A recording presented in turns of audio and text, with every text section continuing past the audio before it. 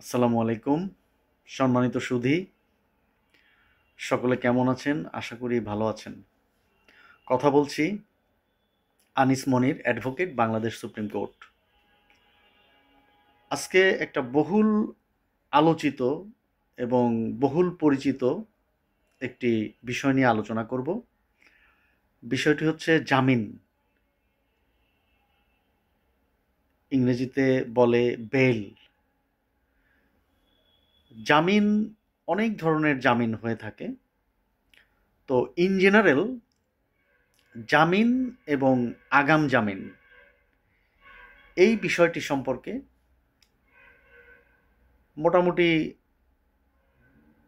কম বেশি সকলেই জানেন বা অবগত। এই জামিন বা আগাম জামিনটা কি, এটা নিয়ে একটু আলোচনা করি। প্রথমে জামিন নিয়ে আলোচনা করি। জামিনটা কি? ধরুন, কেউ কোনো মারামারি মামলা বা রাজনৈতিক মামলা বা হত্যা মামলায় অভিযুক্ত আসামি হয়ে আইন শৃঙ্খলা রক্ষাকারী বাহিনী দ্বারা গ্রেপ্তার হয়ে গেল। তখন ওই অভিযুক্ত ব্যক্তির আত্মীয় স্বজন, বন্ধু বান্ধব অনেক সময় আমাদেরকে বলে থাকেন, বাংলাদেশ সুপ্রিম কোর্টের মহামান্য হাইকোর্ট বিভাগ থেকে একটা জামিন করিয়ে দেন। তখন আমরা ওই অভিযুক্ত ব্যক্তির আত্মীয় স্বজনকে প্রশ্ন করি যে আপনার ওই আসামির বর্তমান পরিস্থিতি কি? তখন বলে সাপোজ সে বরিশাল জেলা কারাগারে আটক আছে। তখন আমরা তাকে প্রশ্ন করি যে আপনি কি কোনো বিজ্ঞ আইনজীবী নিয়োগ করেছেন? যদি নিয়োগ না করে থাকেন তাহলে অতি সত্বর একজন বিজ্ঞ আইনজীবী নিয়োগের মাধ্যমে আপনি বরিশাল বিজ্ঞ ম্যাজিস্ট্রেট আদালতে অভিযুক্ত ব্যক্তির পক্ষে জামিন আবেদন করেন।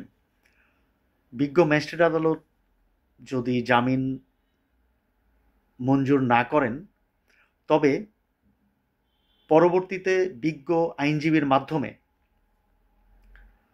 বরিশাল বিজ্ঞ দায়রা জজ আদালত অথবা মহানগর দায়রা জজ আদালত বরিশালে জামিন আবেদন করতে হবে।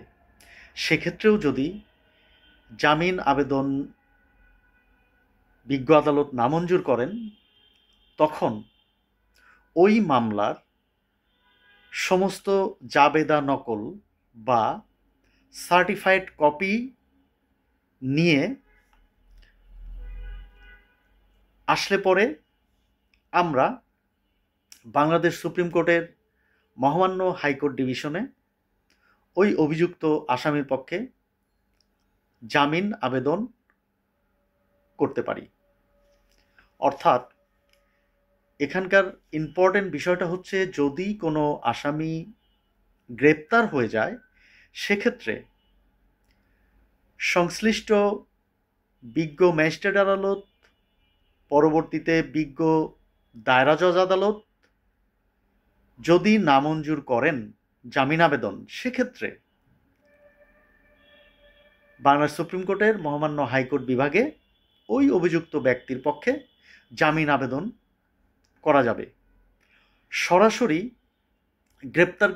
গ্রেপ্তারকৃত ব্যক্তির পক্ষে মহামান্য হাইকোর্ট বিভাগে জামিন চাওয়ার কোনো বিধান নেই।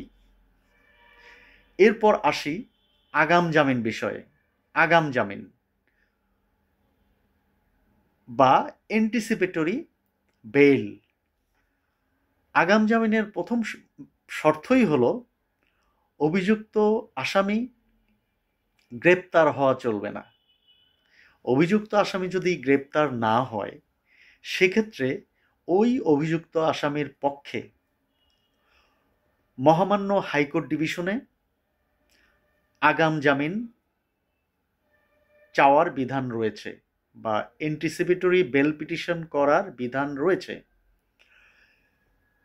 মহামান্য হাইকোর্ট বিভাগ শুনানির পরে সন্তুষ্ট হয়ে যদি ওই অভিযুক্ত ব্যক্তির আগাম জামিন বা অ্যান্টিসিপেটরি বেল গ্রান্ট করেন, সাধারণত 4 সপ্তাহ, 6 সপ্তাহ বা 8 সপ্তাহের জন্য আগাম জামিন প্রদান করা হয়ে থাকে।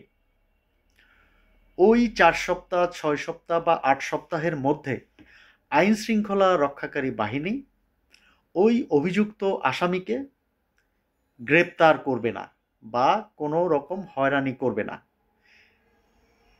কিন্তু ওই 4 সপ্তাহ, 6 সপ্তাহ বা 8 সপ্তাহ শেষ হওয়ার পরে যেখানে অভিযুক্ত ব্যক্তির বিরুদ্ধে মামলা হয়েছে, যে মামলায় সে আসামি হয়েছে, ওই এলাকার